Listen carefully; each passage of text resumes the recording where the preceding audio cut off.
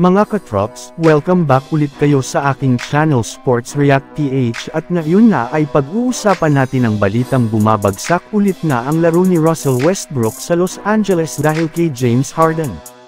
Pag-uusapan na rin nga natin ngayon dito sa ating panibagong video ang balitang isinasantabi muna nga daw ng Los Angeles Lakers ang kanilang trade ngayong season.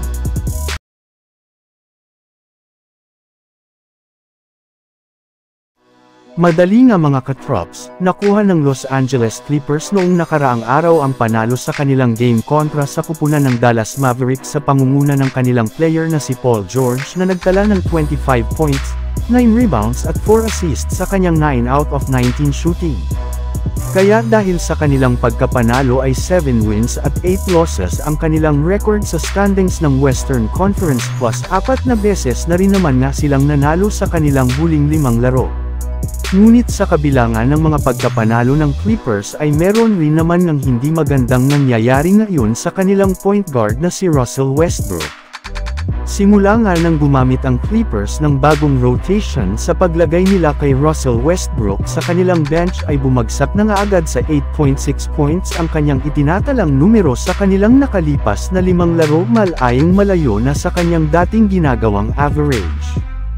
Kaya dahil nga dyan ay may ilan na ngang mga fans na nasasayang na nga daw po ang career ni Westbrook sa Clippers since simula nga nang sumali sa kanila si Harden ay naitsapwera na nga siya ng kanilang pupunan. Samantala pumasok naman tayo sa ating sunod na pag-uusapan ngayon sa balitang isinasantabi muna nga daw ng Los Angeles Lakers ang kanilang trade ngayong season. Dahil nga mga katrops, sa sunod-sunod na pagkatalo ng Chicago Bulls sa kanilang mga nagdaang laro at ang patuloy nilang pagbagsak sa standings ng Eastern Conference ay pinipilit na nga ng mga fans ng Chicago Bulls na i-trade na si Zach LaVine papunta sa Lakers sa lalong madaling panahon.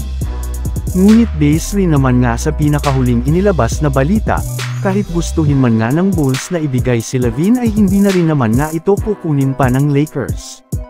Sa katunayan, ayon pa nga kay Rob Pelinka, hihintayin muna nga po nila na makabalik ang kanilang mga na-injured na player na sina Gabe Vincent, Cam Reddish, Jared Vanderbilt, Rui Hachimura at Jalen Hood-Schifino bago sila gumawa ng trade o pagbabago sa kanilang lineup.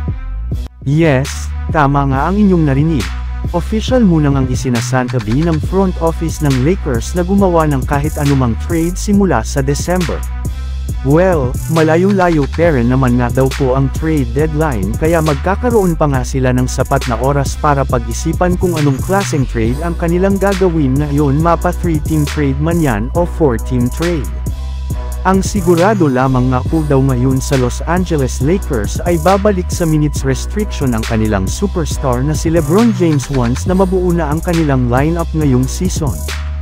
So yun lang nga mga katrops ang handog ko sa inyong storya ngayong araw. Sana nag-enjoy kayo. Please like and subscribe my YouTube channel Sports React PH para sa iba pang storya at update patungkol sa NBA. Kita-kits muli sa ating susunod na video.